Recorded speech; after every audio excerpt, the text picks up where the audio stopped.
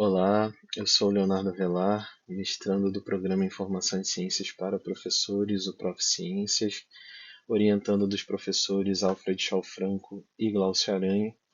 E esse projeto foi desenvolvido em parceria com o Vinícius da Cunha Moura, da Escola de Belas Artes, projeto intitulado Darwiniana, desenvolvimento de um jogo de representação como ferramenta didática para aulas de biologia sobre evolução.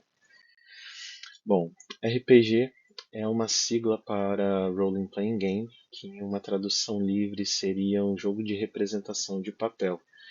Mas Rodrigues traz uma outra definição. Ela vai dizer que o RPG é um jogo de produzir ficções, e esse processo de produção pode se dar de maneira individual ou coletiva em ambientes virtuais ou de forma presencial. Quando a gente olha para o processo de ensino-aprendizagem como um processo de transmissão cultural intergeracional, a gente estabelece dois pilares: a intersubjetividade e a mediação. E nesse contexto, o RPG seria o promotor desse ambiente de mediação, onde o mais experiente seleciona os estímulos que vão chegar até o menos experiente e as respostas que vão ser dadas por ele ao sistema. Além disso, o RPG alia duas estratégias imersivas, que são a narrativa e o próprio jogo, e o seu uso como ferramenta didática é defendido por Amaral, que destaca que ele prioriza a solução de situações problemas a partir da utilização de conceitos científicos ou apresenta um cenário que possibilite a comparação com os conteúdos já estudados.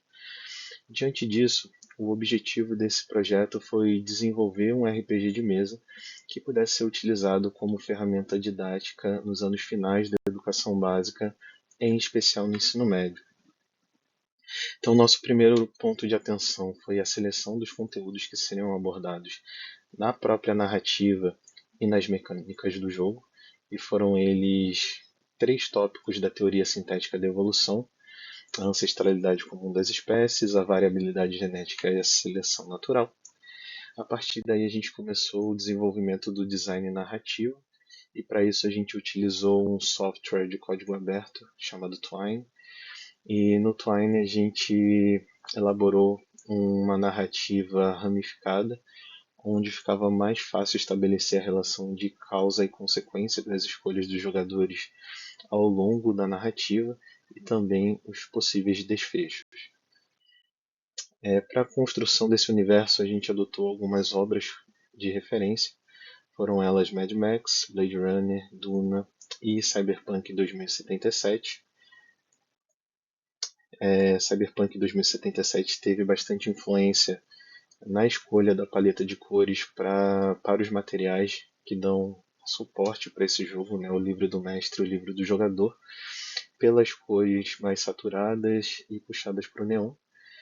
E para o design dos personagens, em contrapartida, a gente utilizou uma escala de cinza, branco e preto, dando um caráter mais corporativo para esses personagens. Aqui estão algumas referências para o design dos personagens, né? A gente pode perceber uma grande influência do universo cyberpunk, com uma estética futurista e a utilização dos aprimoramentos. E aqui o resultado dos primeiros personagens, que são aqueles que apresentam as classes e os aprimoramentos que os jogadores podem ter ao longo do jogo. No jogo, eles vão apresentar as classes, cada classe vai ter um aprimoramento específico, e a gente pode perceber que cada classe recebe o nome de uma espécie de hominídeo. Então, a partir do momento que a classe é selecionada, os jogadores começam a interagir com uma pequena descrição das principais características daquela espécie, porque os seus aprimoramentos e suas habilidades estão diretamente relacionadas com aquela descrição.